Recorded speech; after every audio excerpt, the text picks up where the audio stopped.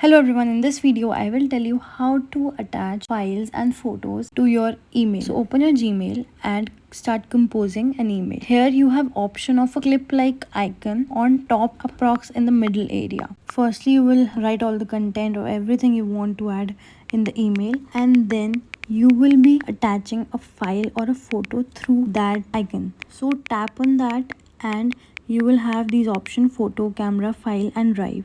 So from drive you can select and upload here. Similarly, you click on files and all the files available on your phone will be visible to you. You can search whichever you want and tap on it and it will be uploaded as you can see in this video.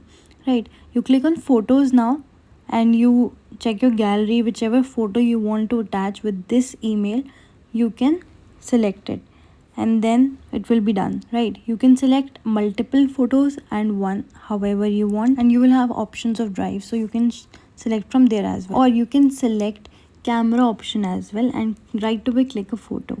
Right, so this is how we attach a photo. And now this email has been sent and you can see both document and the photo is attached, the PDF and the photo. Right, so that's how we do it. See you in the next video. Ta-da.